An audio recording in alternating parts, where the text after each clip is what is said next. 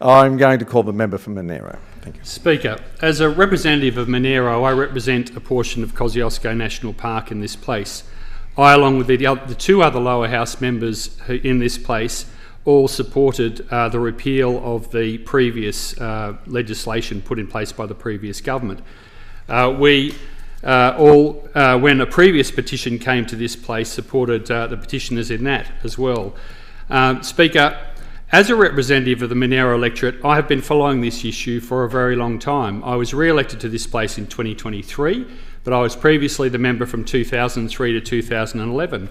And I know that for a lot of that time, the question of how to keep the number of wild horses down in Kosciuszko Park has been one which has been a difficult question and one that has needed to be addressed. And I think it's important to note that one of the key reasons why we had the massive numbers of wild horses in Kosciuszko Park that this government needed to tackle in 2023 was because for the 12 years prior to this government coming in, all too often we saw people say, let's not do anything this year, let's not go into lethal animal control this year because we should postpone it and do more research and those sort of things. And so we saw the population explode to a point where it is simply not possible to control it with rehoming, with trapping, and the sort of methods which we'd probably all like to see engaged for the control of wild horses in Kosciuszko Park. We do need to go back to why the park was created. The park was created for a couple of reasons. Firstly, it was originally protected by a Labor government some 60 years or so to protect the waters that came from the creeks and rivers in the Snowy Mountains, to protect them from hard-hoofed animals which were causing disturbance around those creeks and were muddying the waters, literally. It was then created as a national park to protect the natural values of the park, and that means the native flora and fauna which are there and which need to be protected in perpetuity for the people who use the Kosciuszko Park and for the environmental values that it holds. Wild horses do damage those values, and it is the populations that we had were way above levels of populations which should be allowed to be consistent in the park.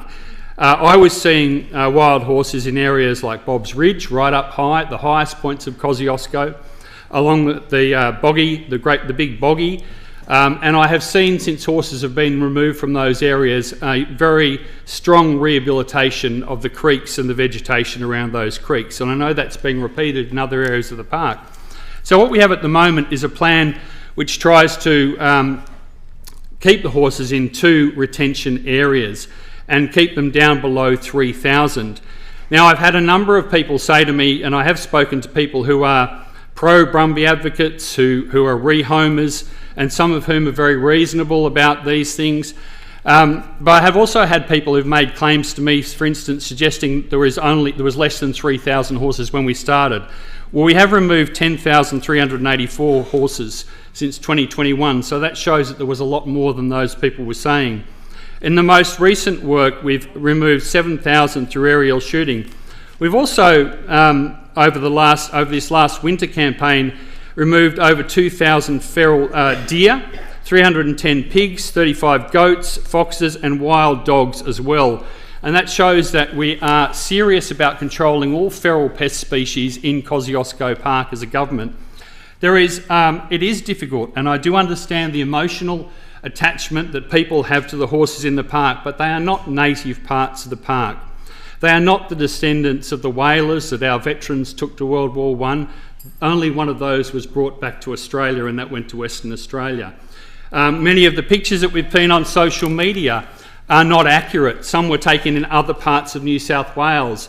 We have put in place a program here of aerial shooting which has been approved by the RSPCA, which does involve a lot of shots to the horse to make sure that it is actually dead.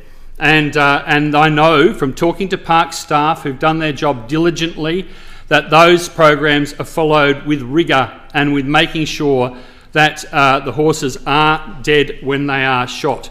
It is not pretty, I'll acknowledge that. Neither are the carcasses of many native animals that we see on the sides of our roads all around New South Wales. We would rather we got to a situation where we could handle the population by rehoming alone, I hope one day we'll get to that, but until we get to that, we need to make sure that the feral horse population is at a level that doesn't damage the park. Thank you.